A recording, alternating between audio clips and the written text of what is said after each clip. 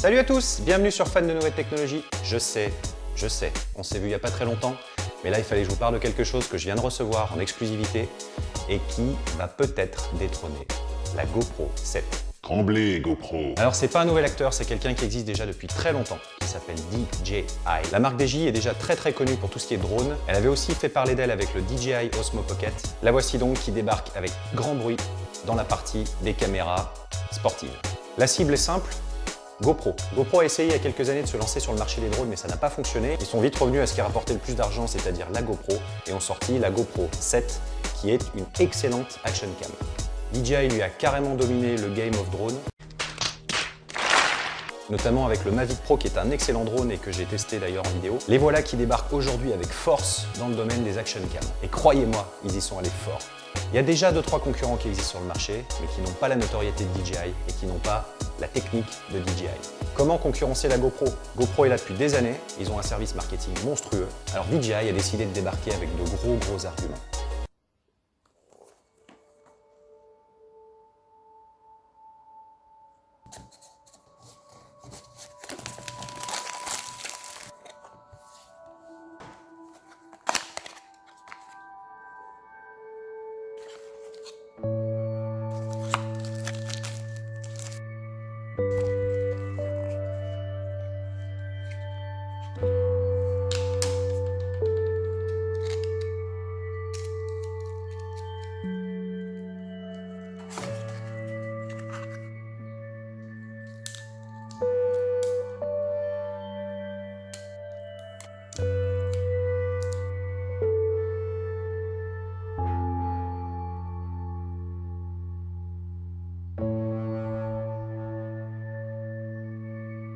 D'un point de vue esthétique, les deux se ressemblent vraiment.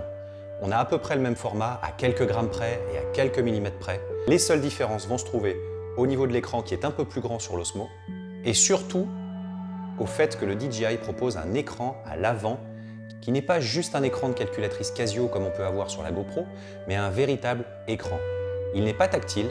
Moi, je trouve ça bien parce que ça évite justement qu'on mette les doigts sans faire exprès dessus. Au moins, ça permet de se cadrer quand on se prend en photo ou quand on fait des selfies. Allez, on va tester.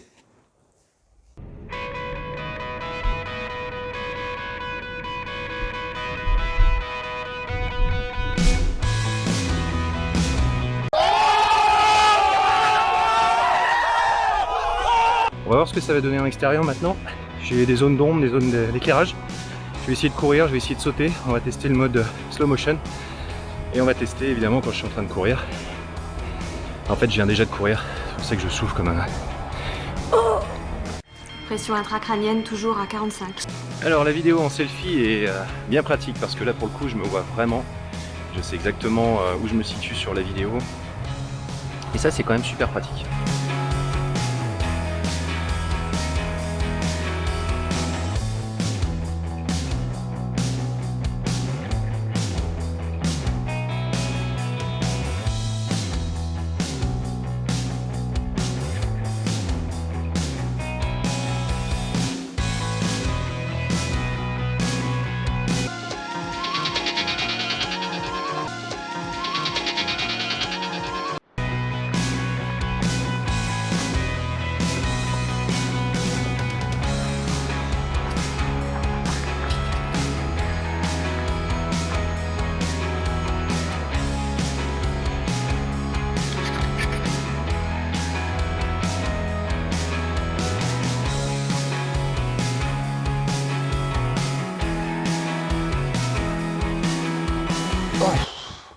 Bon, je pense que tout le monde a vu, la stabilisation est au top. Les films en HDR sont très beaux, on a vraiment du détail. Les photos sont correctes, on a du 12 mégapixels, donc jusque là, pas de surprise. Et je sais la question que vous allez me poser. Est-ce que je dois acheter l'Osmo ou la GoPro? Bonne question. Il y a 3 choses qui font qu'aujourd'hui je préfère l'Osmo à la GoPro. Premièrement, l'écran. L'écran qui est devant. Ça, c'est top. Deuxième point, on a à peu près, vous l'avez compris, les mêmes caractéristiques et on est moins cher. Ça, c'est mieux. Troisième avantage, c'est l'écosystème. Moi, j'ai toujours été équipé GoPro jusqu'à maintenant, puisque c'est ce qu'il y avait de mieux.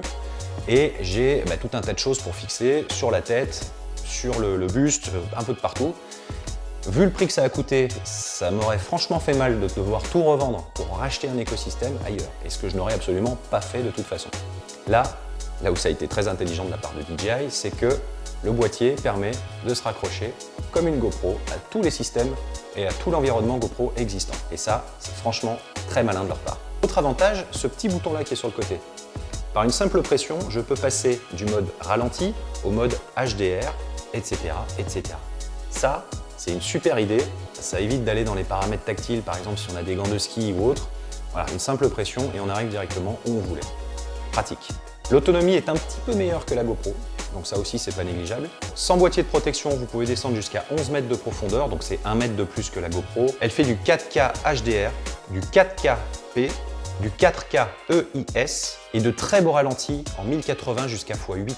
Pour moi, la vraie innovation de GoPro, c'était la GoPro 7 avec l'Hypersmooth, donc la stabilisation qu'ils avaient sortie sur la dernière version et qui montrait que enfin ils bougeaient un peu les fesses en proposant quelque chose de nouveau. Moi, je trouve ça bien qu'il y ait un gros qui arrive enfin sur le marché pour booster GoPro et pour nous pondre à nous, qui sommes au final les consommateurs, des produits qui seront plus performants et surtout qui vont nous surprendre. Mon avis perso,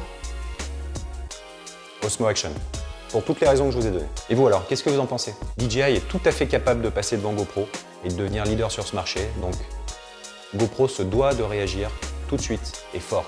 Merci d'être toujours plus nombreux à regarder mes vidéos, c'est top. Pensez à vous abonner en appuyant sur le petit bouton qui est là-bas en bas, par là-bas. Non, là, l'autre, s'abonner. Voilà. Ah vas-y. Tu appuies avec le doigt en fait, sur le... C'est là. Non, le s'abonner, juste. Ouais.